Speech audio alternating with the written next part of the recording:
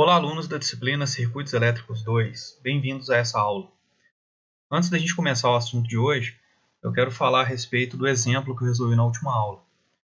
O Gustavo me enviou um e-mail fazendo uma pergunta a respeito de uma mudança no sinal de um ângulo que aconteceu na resolução do exemplo. E, de fato, eu observei a tensão tem um ângulo de menos 10 graus.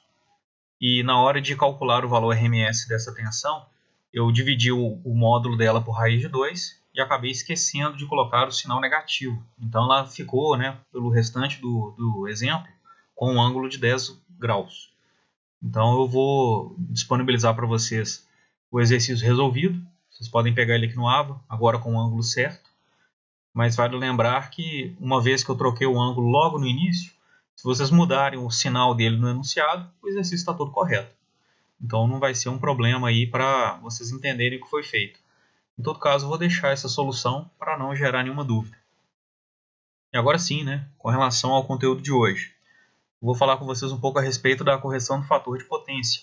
Na aula passada a gente estudou a parte de potência alternada. 2 aulas atrás a gente estudou potência alternada.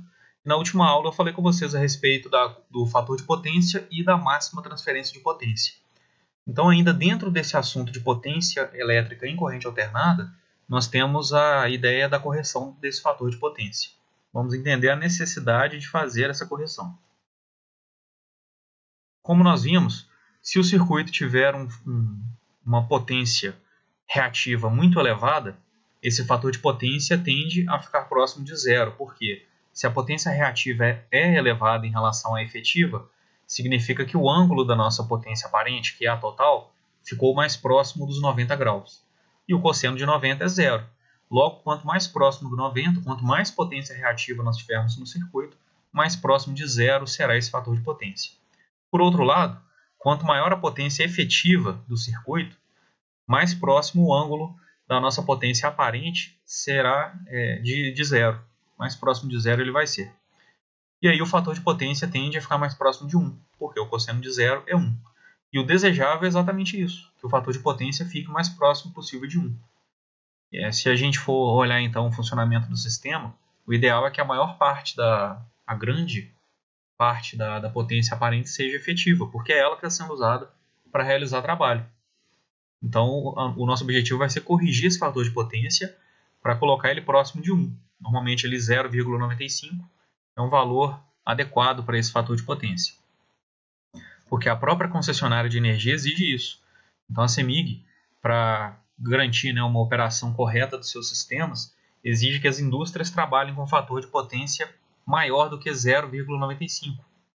Se esse fator de potência estiver abaixo disso, a empresa ou a indústria pode ser até multada devido à grande quantidade de potência reativa que vai aparecer na rede.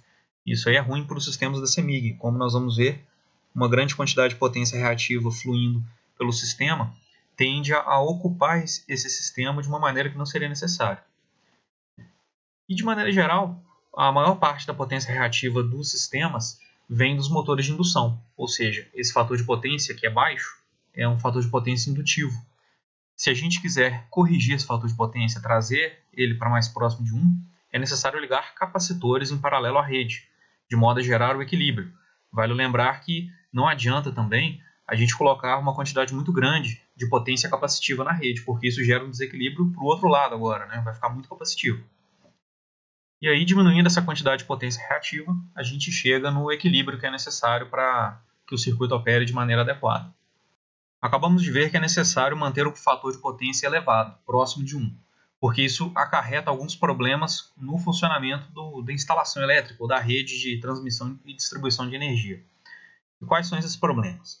Primeiro, se nós temos uma grande quantidade de potência reativa na rede, fluindo ali pelos sistemas, nós precisamos lembrar que essa potência não é usada para realizar trabalho. Logo, se a gente tem um motor conectado à rede e ele está sendo usado para o acionamento de uma esteira, de um elevador, de um braço robótico, enfim, se ele está sendo utilizado lá na planta, esse motor utiliza uma potência efetiva para realizar o trabalho, para se movimentar, enfim, colocar uma carga em movimento.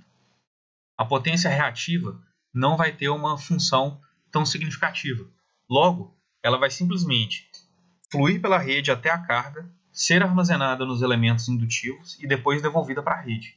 Logo, se a gente tem potência fluindo pela rede, significa que eu tenho mais corrente. Então imagine, eu tenho lá uma parcela de potência efetiva que é necessária para o meu sistema e ela gera um certo fluxo de corrente no sistema. Se eu tiver uma potência reativa que não está sendo utilizada, ela também vai ter o seu fluxo de corrente. E o resultado final vai ser a soma dessas duas correntes. Logo, se a gente conseguir reduzir essa potência reativa que flui pelo sistema, a corrente também será reduzida. Então, um baixo fator de potência apresenta como um dos problemas uma corrente elétrica elevada.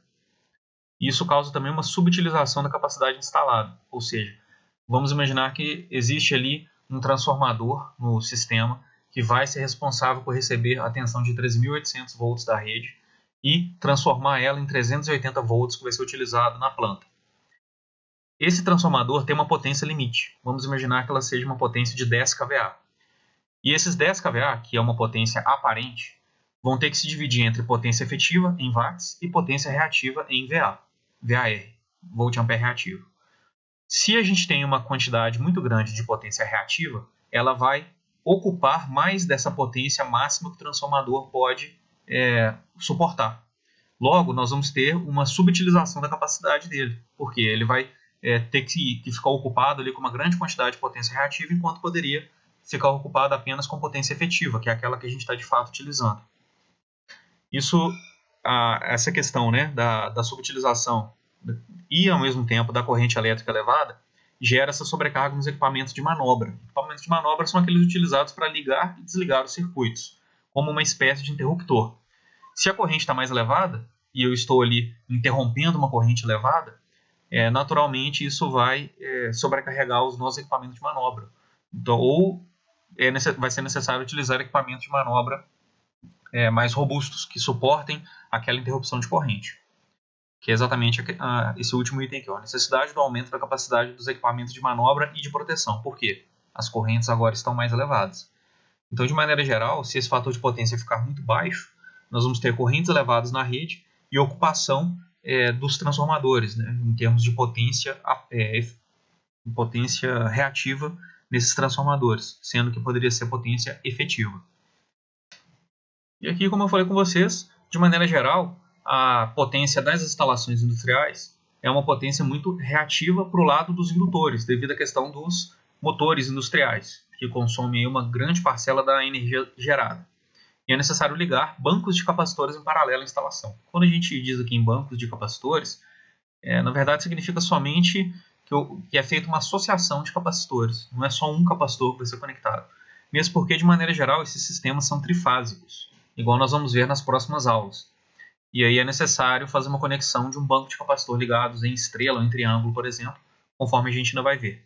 Mas, por enquanto, vamos pensar nessa questão da correção do fator de potência do ponto de vista monofásico. Ou seja, conforme a gente tem usado até aqui, as nossas fontes, né, os nossos circuitos têm apenas uma fonte, uma senoide, e é o que a gente vai pensar aqui por enquanto. A presença do capacitor no sistema vai reduzir a potência reativa, porque, como nós vimos, indutor tem potência reativa positiva e capacitor negativa. Quando a gente liga os dois na rede ao mesmo tempo, essas potências vão se subtrair.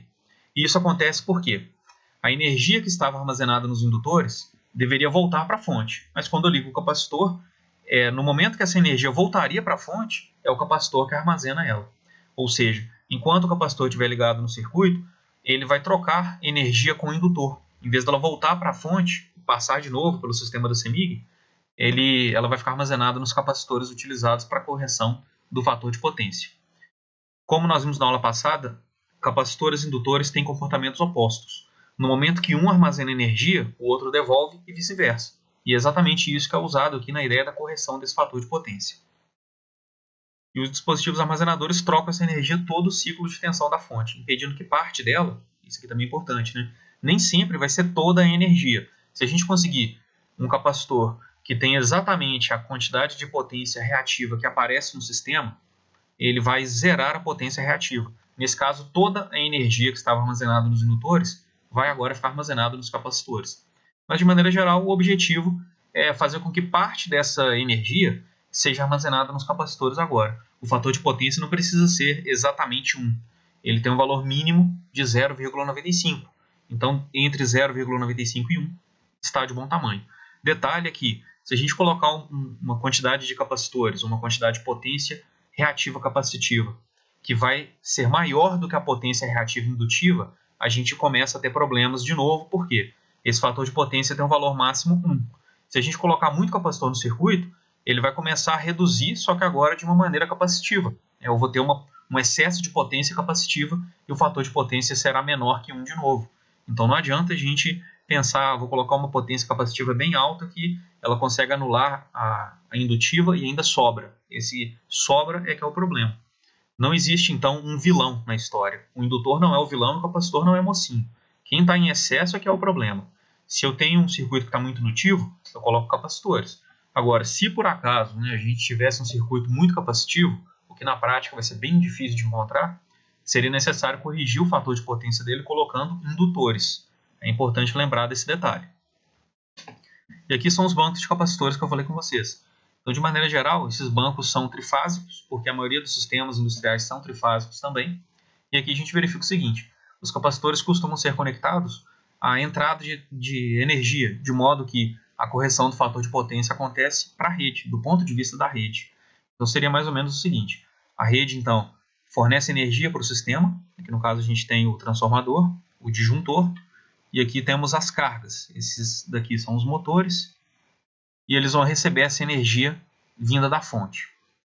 Quando chegar o momento deles devolverem a energia para a fonte, devido ao ciclo da senoide, eles vão devolver essa energia para o capacitor que foi conectado aqui à entrada.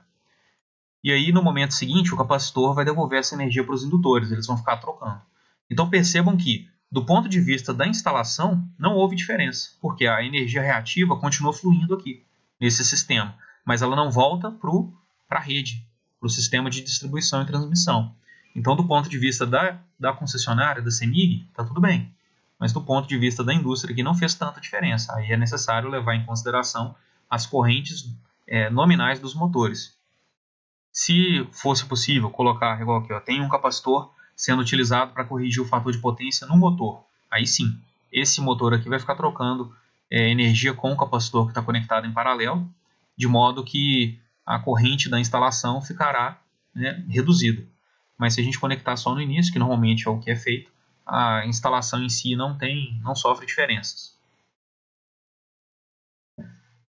E a ideia, agora em termos de cálculo dessa correção de fator de potência, é trabalhar com aqueles triângulos que nós vimos na aula passada. Aí, o objetivo, então, é reduzir aquele cateto oposto, que é a nossa potência reativa, o cateto vertical. E, nesse caso, colocando o capacitor, que tem a potência reativa negativa, a gente vai conseguir essa redução esperada.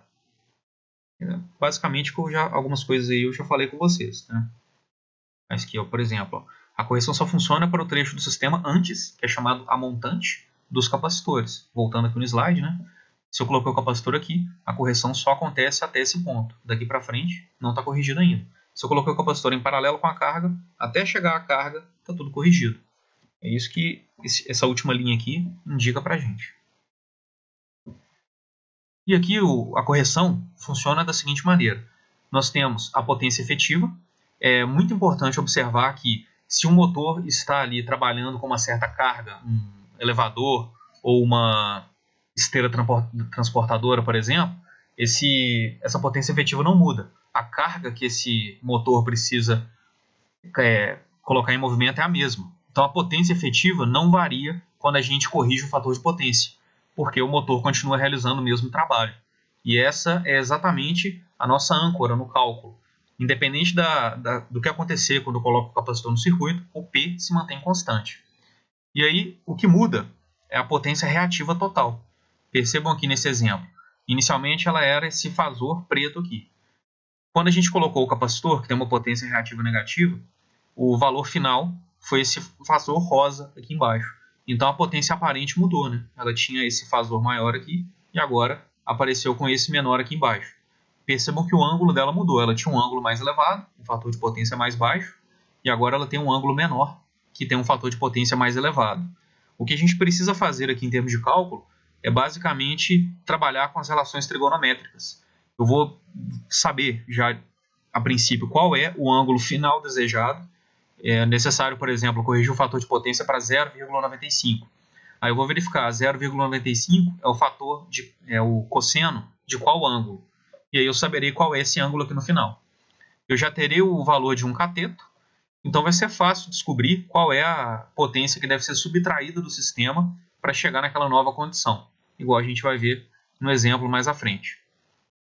Aqui a gente pode observar os dois triângulos de potências do sistema antes da correção e depois da correção. Percebam que aqui eles estão separados, pode ficar mais fácil de visualizar, mas a potência efetiva é a mesma para os dois casos, e nós vemos que a potência reativa inicial é maior que a final. Por quê? Aqui foi acrescentado o capacitor de modo a reduzir essa potência reativa. E a potência aparente também é reduzida, uma vez que ela depende dos dois catetos. Mesmo que a potência efetiva permaneça constante, o S varia porque o Q também variou. Então, na situação original, nós tínhamos aqui um determinado fator de potência, que é o cosseno desse ângulo aqui, e depois da correção a gente tem um novo fator de potência, que é o cosseno do novo ângulo. Então, como eu falei, normalmente a gente conhece o novo fator de potência. Eu quero corrigir isso daí para 0,95, eu quero corrigir para 1. Se for para 1, esse ângulo aqui vale 0, né? De modo que a potência aparente, melhor, a potência efetiva e a potência aparente são iguais. Mas, de maneira geral, 0,95 é o desejado. E aí a gente tem aqui o seguinte, para o primeiro triângulo, a relação da tangente é cateto oposto sobre adjacente. Então está aqui, cateto oposto ao ângulo sobre adjacente. Lembrando que o único ângulo que vai aparecer aqui nos cálculos é o ângulo da potência aparente. Por quê? Da efetiva é 0 e da reativa é 90, ou menos 90, né, se for capacitiva. Então, sempre que aparecer um ângulo aqui nesses cálculos, a gente está falando do ângulo do S. Então, a tangente é Q1, né? Tangente do ângulo 1 é Q1 sobre P. Tangente do ângulo 2 é Q2 sobre P, porque aqui já houve a redução. E a questão agora é a seguinte, qual é a potência dos capacitores que eu devo conectar nesse sistema para garantir a redução necessária? E aí nós temos aqui o seguinte, a potência reativa inicial é P vezes a tangente do ângulo inicial, e a potência reativa final é P vezes a tangente do ângulo final. Percebam que o P é o mesmo nas duas expressões. A potência do capacitor é exatamente a diferença entre Q1 e Q2. Então, está escrito aqui, ó, Q1 menos Q2 deu o ΔQ, que a gente vai usar, que é exatamente o QC, a potência capacitiva. Substituindo aqui, né, sabemos que o Q1 é potência vezes a tangente, e o Q2 é potência vezes a tangente 2. E como a potência é a mesma para os dois casos, ela pode ser colocada em evidência. E aqui nós vamos ter tangente do ângulo 1 menos a tangente do ângulo 2 vezes a potência, é exatamente o ΔQ que a gente está procurando. Mas é claro que não é necessário decorar essa expressão aqui, por quê? Analisando aí os triângulos, a gente consegue chegar nessa relação, igual eu vou fazer para vocês no exemplo. Detalhe, depois que a gente definiu a potência reativa necessária para o capacitor, é possível também calcular o valor de capacitância. Aí é só trabalhar com o contrário, né? Porque nós vimos na aula passada, por exemplo, como calcular a potência do capacitor sabendo o valor de tensão e sabendo a reatância capacitiva dele. Agora eu posso calcular a reatância capacitiva. E depois, sabendo a reatância capacitiva, eu posso calcular a capacitância. Isso daí vai ficar um pouco mais claro no exemplo. Exatamente o que a gente tem aqui, ó. Então, no exemplo 1, foi informado aqui o seguinte, uma pequena usina geradora industrial alimenta 10 kW de aquecedores e 20 kVA de motores elétricos. Percebam que os aquecedores, foi informado apenas aqui que eles têm potência efetiva. É até informado aqui depois, os elementos de aquecimento são considerados puramente resistivos. Se ele é puramente resistivo, quer dizer que não tem potência reativa. Então é isso aqui, ó, é o valor dele, final, 10 kW. Fator de potência igual a 1. E os motores possuem um fator de potência atrasado, ou seja, indutivo, igual a 0,7. Então, desses 20 kVA aqui, nós temos 14, quase 14, né? 70% disso aqui, não 14, exatamente 14. 14 kVA 14 kW de potência efetiva, dentro desse total aqui. Se o fator de potência vale 0,7, a gente pode multiplicar pelo S, né, para achar o P. Sabendo aí que a fonte tem 1000 volts, como não foi informado nada, nós vamos considerar que esses 1000 volts são RMS. Caso contrário, né, se falasse assim, ó, esses 1000 volts aí são pico. Aí eu deveria converter para RMS para fazer o cálculo. Então sabemos que a fonte tem 1000 volts RMS e 60 Hz. E foi pedido aqui, ó, determine a capacitância necessária para aumentar o fator de potência para 0,95. Aqui eu já sei que o fator de potência tem que ficar entre 1, né, o total do sistema. Eu tenho aqui uma carga que tem fator de potência 1 e outra carga que tem fator de potência 0,7. Então o fator de potência está entre 0,7 e 1. E o objetivo é levar ele para 0,95. Ou seja, eu já sei que ele está abaixo de 0,95. Então percebam que aqui a gente não está falando de uma carga apenas, mas de um conjunto de cargas. E o ideal para fazer essa solução aqui é desmembrar as potências efetivas e reativas e depois somá-las separadamente. Somei todas as efetivas, somei todas as reativas. E agora eu vejo como que está o meu triângulo de potências total dessa instalação. E foi pedido aqui também o seguinte: compare os valores de corrente drenados da fonte de alimentação antes e após a compensação ou a correção desse fator de potência. Vamos resolver esse exemplo. Aqui estão os dados do exemplo 1. A potência de aquecedores com fator de potência, a potência dos motores com seu fator de potência, a fonte, lembrando que 1000 volts são RMS. Queremos corrigir o fator de potência para 0,95 e aí vamos definir o capacitor para isso. Então o primeiro passo aqui, como eu falei com vocês, é fazer o desmembramento das potências. Então quando eu falo aqui dos aquecedores, eu tenho 10 kW de potência efetiva e 0 kVAR de potência reativa. Quando eu falo dos motores, nós teremos uma parcela de potência efetiva e uma parcela de potência reativa. E aqui é bem simples. Se eu multiplicar o fator de potência desses motores pela sua potência aparente, eu chegarei ao valor de potência efetiva. Então 0,7 vezes 20K é igual a 14 kW. Depois basta fazer o cálculo da potência reativa para esses motores, que pode ser obtida, uma vez que a gente já sabe a potência aparente e a potência efetiva. Nós podemos pensar no triângulo de potências. Se eu tenho aqui P e tenho aqui Q e o S, existe uma relação entre os três que é a do Teorema de Pitágoras. Então se eu quero encontrar Q, eu posso usar essa relação. S ao quadrado é igual a Q ao quadrado mais P ao quadrado. Se eu quero encontrar um cateto, então, é só fazer S ao quadrado menos P ao quadrado e raiz, Teorema de Pitágoras. Aqui, ó, Q ao quadrado é igual a S ao quadrado menos P ao quadrado. Vai passando a raiz, o quadrado para o lado direito vira raiz. Então Q é igual a raiz de S ao quadrado, que é 20K,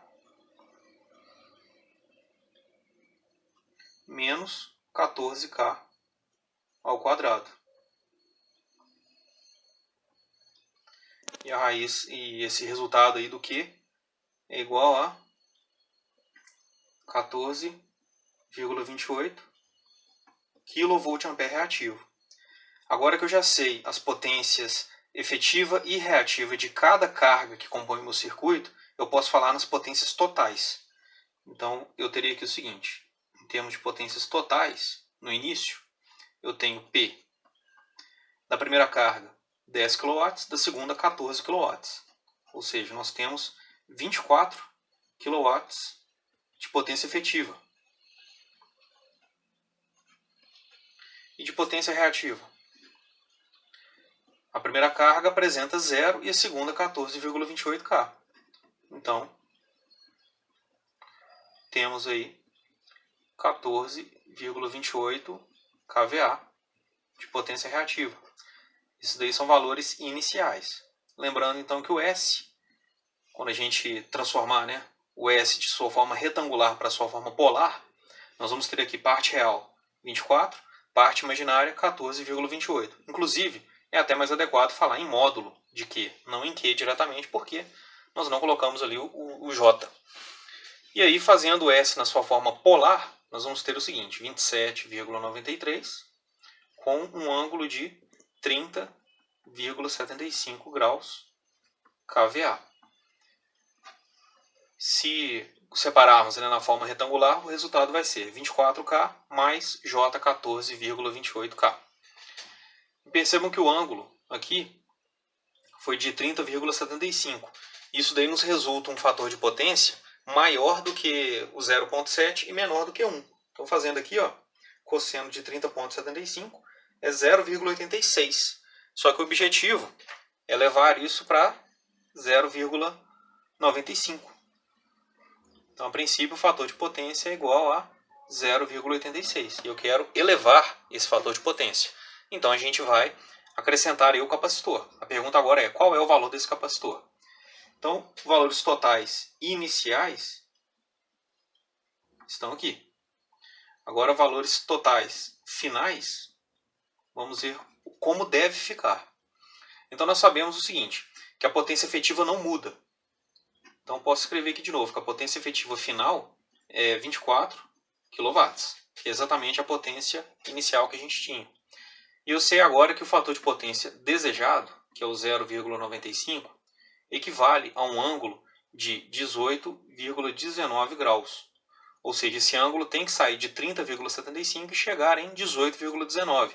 Ou seja, eu quero reduzir esse ângulo inicial aqui, ó, colocando uma potência capacitiva, eu vou ter agora um ângulo reduzido em relação aos valores iniciais, igual a gente viu nos slides.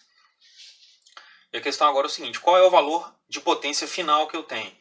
Então, imaginando que eu tenho aqui um triângulo, eu já sei duas informações dele. Eu não sei quanto que vale o S ainda, não sei quanto que vale o Q.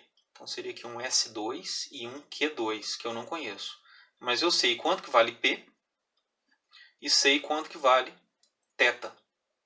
As duas informações já aparecem aqui. Eu posso usar essas duas informações para calcular o Q2, ou seja, o quanto que eu tenho de potência reativa no final. A relação entre esses dois catetos e o ângulo é exatamente a tangente. Então, posso escrever que a tangente é cateto oposto sobre adjacente, ou posso falar que o Q2 é igual a P vezes a tangente do ângulo. Lembrando que aqui eu falo em módulo do teto 2. É até mais adequado colocar um 2 aqui do lado para lembrar que agora eu já estou falando de valores finais. A nossa potência reativa final será 24K vezes a tangente de 18,19 graus. Então nós teremos aqui uma potência final de 7,89 kVAR. Precisamos de um capacitor para reduzir essa potência de 14,28 para 7,89. Qual deve ser, então, o valor da potência capacitiva? Então, podemos já calcular. Potência capacitiva é exatamente a diferença entre as duas potências reativas, a total inicial e a total final. Vou colocar aqui, então, 14,28K menos 7,89K. E esse resultado é exatamente a potência do capacitor que a gente está precisando, que é 6,39 kVAR.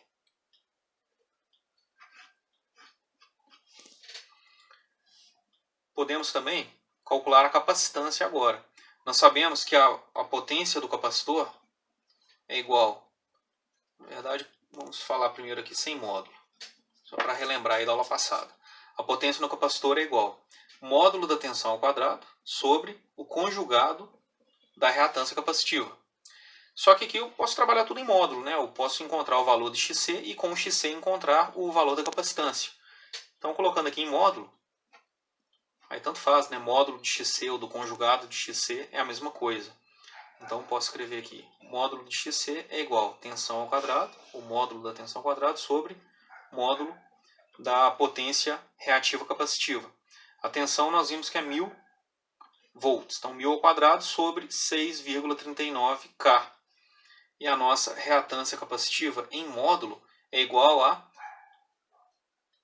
156,45 ohms. E eu sei que essa reatância capacitiva pode ser calculada fazendo aqui menos J vezes 1 sobre 2πfc. Trabalhando com módulo, eu posso ignorar aqui o J e isolando o C, nós chegamos ao seguinte, é 1 sobre 2πf vezes o módulo de XC. Então vai ficar aqui 1 sobre 2π vezes 60, que é a frequência da fonte, foi informado no enunciado, vezes a reatância que a gente encontrou, 156,45. E teremos aqui um capacitor de 16,95 microfarad.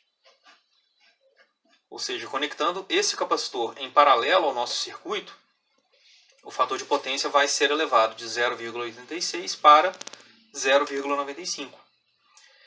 E além desse valor do capacitor, foi pedido também aí no exercício para a gente calcular o valor da corrente inicial e final.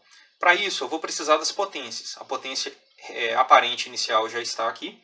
Eu preciso também da potência aparente final. Essa potência, então, vai trabalhar com uma parte real de 24 kW e uma parte imaginária de mais, né? Ela é indutiva, 7,89 K. E aí, convertendo para a forma polar, nós vamos ter um S2, vou chamar aqui de 1 também, né? S1, e o S2 é igual a real 24, imaginário 7,89. O resultado é 25,26 com um ângulo de 18,19 kVA. Ou seja, o ângulo bateu com o esperado, 18,19. Então tem a potência inicial, a aparente inicial e a aparente final. Agora o cálculo da corrente. S1 e S2, agora a gente pode calcular a corrente para cada um dessas potências aqui. Nós sabemos, de acordo com a aula passada, que o S é igual à tensão da fonte vezes o conjugado da corrente. E para esse exemplo que nós temos aqui, nós temos a fonte, que é a rede de alimentação, a tomada onde esse circuito foi ligado. Temos aqui os motores. No caso, não foi informada a quantidade de motores, mas vamos considerar que existem aqui N motores. O que importa é que, somando esses N motores, nós temos a característica inicial, que era 20 kVA e fator de potência de 0,7 indutivo. E além desses motores, nós temos aquecedores, que são resistências. Também não foi informada a quantidade, mas o que importa é que essas resistências aí totalizam 10 kW com fator de potência unitário. Então esse aqui é o sistema inicial. Quando eu tenho esse sistema em operação, a potência é essa. Quando a gente coloca o capacitor aqui em paralelo, o capacitor calculado, que foi de 16,95 microfarad, nós chegamos à segunda potência. Então vamos pensar o seguinte, a fonte aqui tem seus 1000 volts, e agora eu quero calcular a corrente que flui a partir da fonte para as duas condições, com o capacitor e sem o capacitor. Essa corrente, então, é calculada a partir dessa expressão aqui. Já que eu conheço tanto a tensão quanto a potência, eu posso usar isso daqui para o meu cálculo.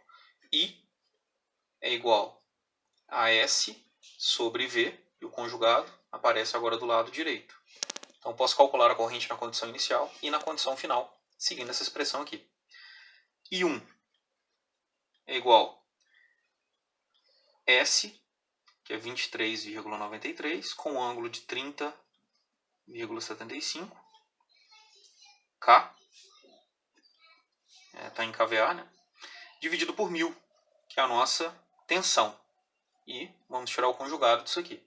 O resultado final, então, é 1000 e K se cancelam. O resultado é 27,93, com um ângulo de menos 30,75 amperes. E a corrente para o segundo caso pode ser calculada do mesmo jeito. Eu tenho uma potência de 25,26 com um ângulo de 18,19 K, dividido por uma tensão de 1000 volts. E depois temos o conjugado disso. 1000 corta com K. O resultado é 25,26 com um ângulo de menos 18,19 graus amperes. Detalhe que aqui eu considerei a tensão com ângulo zero, porque o enunciado não passou o ângulo dela, então podemos colocar zero. Percebam então o seguinte, os dois estágios aqui, as duas partes, né, que a gente calculou, trabalham com a mesma potência efetiva, de 24 kW, ou seja, os aquecedores funcionam da mesma forma e os motores continuam acionando suas cargas da mesma forma nos dois casos. A única diferença aqui foi a potência reativa do circuito. Colocando o capacitor, essa potência reativa diminuiu. E qual foi a vantagem dessa diminuição? A corrente. Ela era 27,93 amperes, passou para 25,26. Então aqui a gente não percebeu uma diminuição tão grande da corrente, porque o fator de potência não estava tão baixo, ele já estava em 0,86, e a potência dos aquecedores aqui é relativamente alta. Ela é 10 kW, enquanto os motores estão com uma potência efetiva de 14 kW. Então ela é razoavelmente alta. E a própria inserção de resistências no circuito já tende a corrigir o fator de potência. Por quê? É claro que não é muito prático, né? Mas se a gente for parar para pensar, eu tenho aqui um certo Q e um certo P. Isso aqui tem um ângulo θ. Se eu acrescento potências efetivas no circuito e tenho o mesmo Q,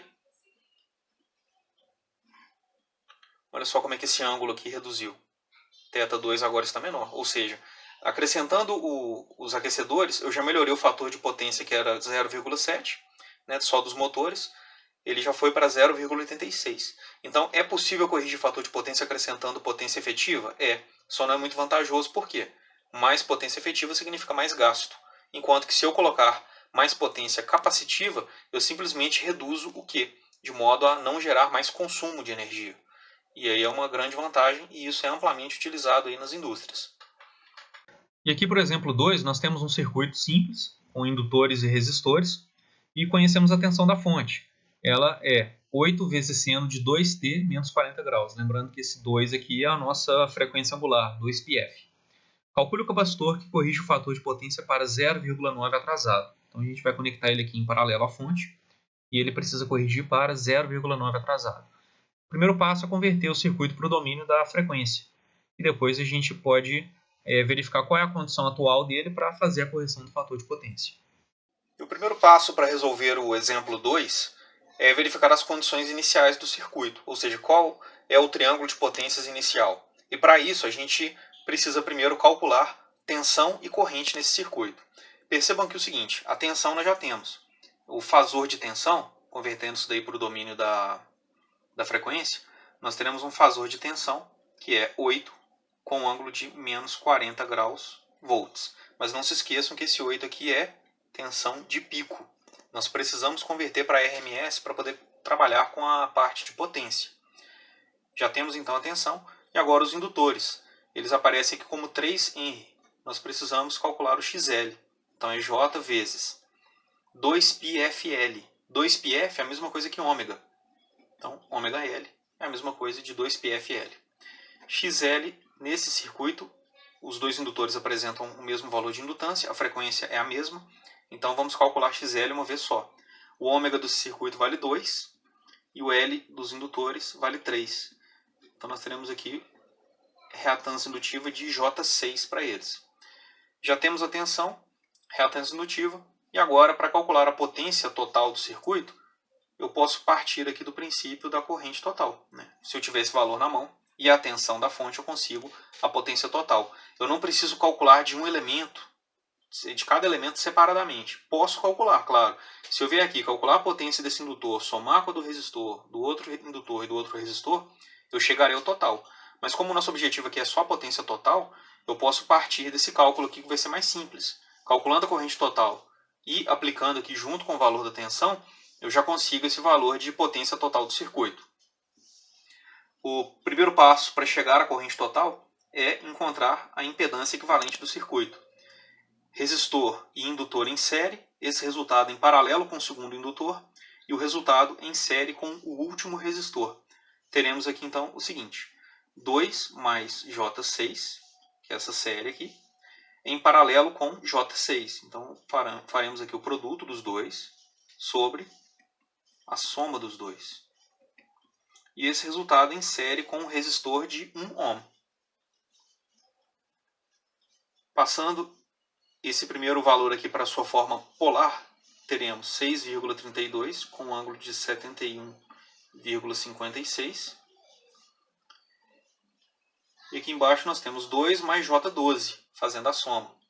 Já podemos passar isso daí também para a sua forma polar, que é 12,16 com um ângulo de 80,54. E aqui nós temos o J6, que está multiplicando, que é 6 com um ângulo de 90.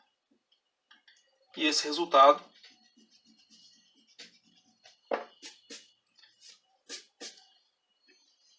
somaremos aqui 1, que é o que está em série lá no final.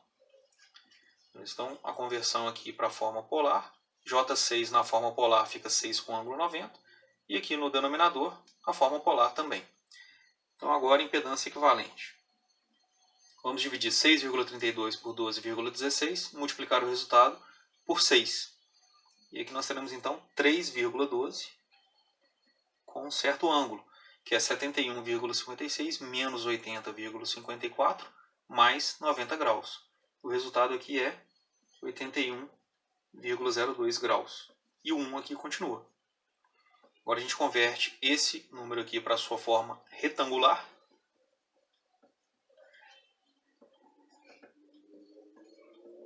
Para fazer a soma com 1. E o resultado da nossa impedância equivalente para esse circuito é 1,487 mais J 3,08. Ou, em sua forma polar, 3,42 com um ângulo de 64,23 graus ohms. Agora a gente já pode calcular a corrente total desse circuito. A corrente total é igual. Agora vem uma questão importante. Como eu falei com vocês no início, isso aqui é a tensão de pico. Então, se eu quero calcular uma corrente em RMS, eu preciso usar a tensão já em RMS. Caso contrário, eu vou ter que dividir o resultado da tensão por, ou melhor, o resultado da corrente por raiz de 2. Então, o nosso fasor de tensão é 8 com um ângulo de menos 40 graus. Mas eu já vou fazer a divisão desse número aqui por raiz de 2, com ângulo 0. Então, vou dividir apenas o módulo dele, a amplitude, por raiz de 2. E aí a corrente total é a tensão, então essa tensão aqui já está em RMS, porque eu estou fazendo divisão por raiz de 2, dividido pela impedância, que a gente calculou aqui embaixo. Então, 3,42 com um ângulo de 64,23 graus. O resultado dessa corrente é 1,65 com um ângulo de menos 104,23 graus amperes. E agora nós podemos calcular o S desse circuito. S, então, é igual. 8 dividido por raiz de 2 é igual a 5,66. Então, vou puxar uma setinha aqui para a gente não esquecer isso. Com um ângulo de menos 40 graus. Multiplicado pela corrente, já na sua forma RMS, conjugado. Ou seja, o ângulo agora aqui vai aparecer com um sinal positivo. E esse resultado é 9,37 com um ângulo de 64,23 graus. Lembrando que nós estamos calculando uma potência aparente, então a unidade dela é o VA. Esse valor de potência aqui nos dá um fator de potência igual a 64,23. É o ângulo, se eu tirar o cosseno dele, eu teria o fator de potência. Então, cosseno de 64,23 é um fator de potência de 0,435. E a gente quer um fator de potência de 0,9. Então, ele vai ter mais que dobrar para chegar no que a gente precisa. E nós podemos também fazer o seguinte aqui, ó. Converter essa potência aparente, que apareceu aqui na sua forma polar, para a forma retangular. Convertendo para a forma retangular, nós vamos encontrar 4,7 real, que representa aí a potência efetiva, mais J 8,44, que é a nossa potência reativa. Então, convertendo para a forma polar, da polar para a retangular, nós temos a divisão de P e Q. Um jeito bem fácil de chegar nisso daí. Então, essa daqui é a condição inicial, antes da gente colocar o capacitor. E o que a gente espera de condições finais para esse circuito? Eu quero um fator de potência de 0,9, como foi informado aqui no início. E quero também vou ter também, na verdade, né, uma potência efetiva que não varia, 4,07 watts. Porque a parte efetiva do circuito não pode ter variação, como nós vimos anteriormente. Agora eu quero saber o seguinte: qual é a nova potência reativa? Eu sei que ela vai ter que reduzir. Ela era 8,44, agora tem um valor menor. Mas qual é esse valor? Então, podemos calcular isso aí através do ângulo.